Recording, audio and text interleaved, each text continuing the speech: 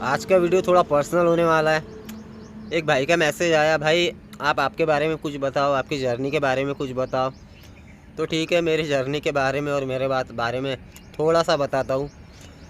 वैसे तो मेरा नाम शिवाय है और मैं महाराष्ट्र अमरावती से बिलोंग करता हूँ। पर मुझे 7-8 साल हो गए हैं, मैं अमरावती गया नहीं हूँ। बस कुछ दिनों पहले गया हूँ मेरी दीदी को राखी बांधने के लिए। सॉरी, दीदी ने मुझे राखी बांधी थी। अरे यार, दीदी ने बुलाया था इसलिए गया था मैं। तो पहले बता देता हूँ। 7 साल पहले पापा की डेथ हो गई, उसके कुछ दिनों बाद मम्मी की डेथ हो गई। और वो दोनों जाने के बाद थोड़ा सा टूट गया था मैं, पर पापा जाने के बाद थोड़ा ज़्यादा ही टूट गया था। और मम्मी पापा की तो आपस में बनती बिल्कुल भी नहीं थी। और हाँ, मेरे मम्मी पापा के बारे में बताना चाहता हूँ। मेरी मम्मी एक्चुअली बैंक में मैनेजर थी, district centre cooperative gold bank में, और पापा कॉन्ट्रैक्टर थे।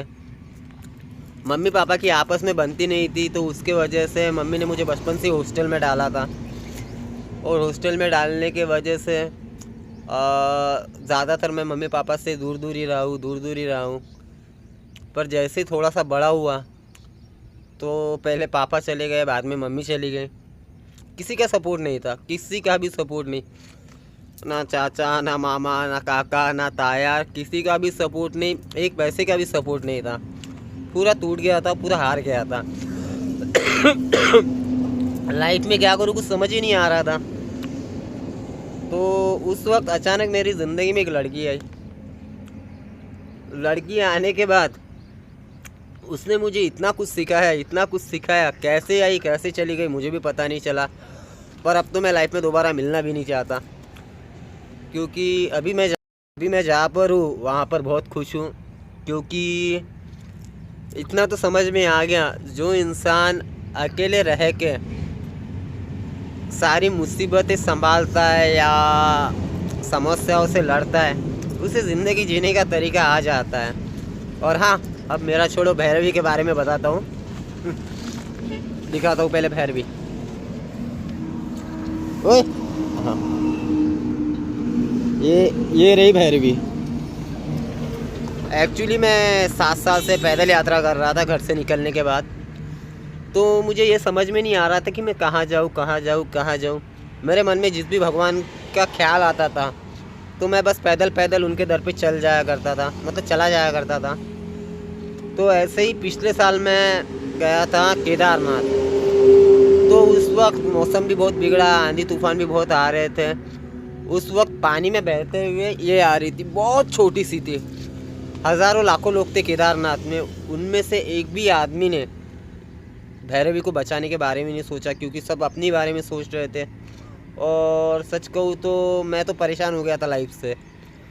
तो उस वक्त मैंने सोचा था चलो यार आखिरी यात्रा करते हैं। तब ये जैसी मुझे दिखी तो मैंने एक ही बात दिमाग में आई, बाबा अगर मैंने पानी में छलांग लगाई और ये ज़िंदा बच गई तो इसे मेरे साथ यात्रा कराऊंगा। मैंने सीधा ही ऊपर से छलांग लगा दी थी, केदारनाथ के ऊपर से, और इसे रेस्क्यू किया था। और रेस्क्यू करने के बाद तब से मेरे साथ यात्रा कर रही है। अभी तक तो ये कामाख्या जा चुकी है, त्रिपुरा जा चुकी है, वही नहीं तो अयोध्या जा चुकी है, केदारनाथ जा चुकी है, बद्रीनाथ जा चुकी है, बहुत सारी जगहों की यात्रा कर चुकी है। पर मुझे ये समझ में नहीं आता है कि मैं मेरे बारे में बताऊँ तो क्या बताऊँ, क्योंकि ऐसा बताने के लिए ऐसा कुछ बचा भी नहीं है। वैसे कि ये भैरवी, सब डॉग्स नॉर्मली कोई पहाड़ों में बड़ा होता है, कोई जंगलों में बड़ा होता है, कोई अलग अलग जगहों में बड़ा होता है। और वैसे ही ये भैरवी जो सोई है अभी फ़िलहाल, ये देखो कितनी बड़ी हो गई है। ये साइकिल पर ही बड़ी हुई है। अब लोगों को सुनने में थोड़ा अजीब लगेगा, साइकिल पर कैसे बड़ी हुई है। छोटी सी थी तो मैं उसे साइकिल पे बैठाया करता था। अब साइकिल पर से नीचे से बड़ी हो गई, अच्छी खासी बड़ी हो गई, और उसका वेट भी अच्छा बढ़ गया है। और वज़न इतना हो गया ना, जब मैं साइकिल चलाता हूँ तो आगे का टायर उठता है। मेरी परेशानी, मेरी तकलीफ़ मुझे पता है, पर वो छोड़ो यार, कोई बात नहीं। जब तक वो ज़िंदा है तब तक वो मेरे साथ है। पर इतना है ना, जब भी पैसे ख़त्म होते हैं यार, कुछ दिन काम भी करना पड़ता है, ऐसा नहीं है कोई सपोर्ट करता है। हाँ, कभी कभी कुछ दीदी हेल्प कर देती है, कुछ भाई हेल्प कर देते हैं। क्योंकि मैंने जो गूगल पे नंबर डाला है वो एक्चुअली मेरे साइकिल के पीछे है। जब साइकिल चलाता हूँ तब रास्ते से जिसे लगता है कि भाई यात्रा कर रहे हैं या कुछ एक डॉगी को लोग लेके घूम रहे हैं, तो लोग भी हेल्प कर दिया करते हैं। और सच कहूँ तो भैरवी का और मेरा खर्चा डेली का 500 रुपये है, और दिन भर में 2-3 टाइम खाना खाती है। और होटल में अब अगर आप खाना भी लेने जाओ तो एक रोटी आती है 10 रुपये की, एक सब्जी आती है मैक्सिमम 120 की या 150 की। और अगर मैं 10 रोटियां भी लेता होगा, मैं 4 रोटी भी खाता होगा, तो ये नाइट में 4 मतलब रात में तो 2-3 टाइम खाना खाती है, दिन में 4 टाइम खाती है, जिसके वजह से मुझे उसके लिए रोटियां सब्जी बचा के रखनी पड़ती है। और ऐसा नहीं है कि बस रोटियां ही खाती है, हरी सब्ज़ी भी खाती है, जो मिलता है वो खा लेती है। और हाँ, कभी कभी हमें भूखा भी सोना पड़ता है, क्योंकि हर दिन हमारा एक जैसा नहीं होता है। अब तो कभी कभी तो भूखा भी सोना पड़ता है, कभी एक दिन, कभी दूसरा दिन भी हो जाता है। पर ऊपर वाला ऐसा नहीं है कि डेली हमें भूखा ही सुलाता है, कहीं ना कहीं से कोई मदद कर देगा या कहीं पे काम दिला देगा। क्योंकि मुझे इतना पता है वो भूखा जगाता तो है पर सुलाता नहीं है।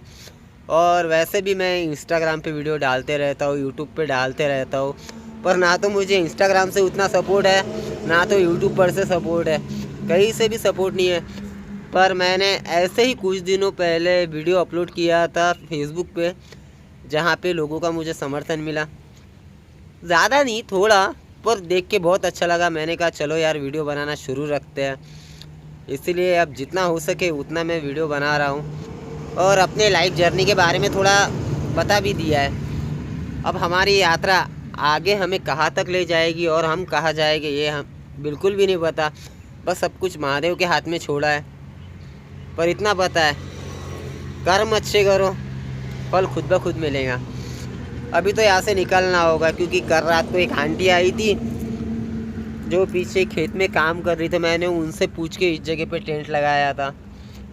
अब यहाँ से निकलना होगा। टाइम बज चुके हैं 6:45 हो गए, नहीं 6:45 हो गया।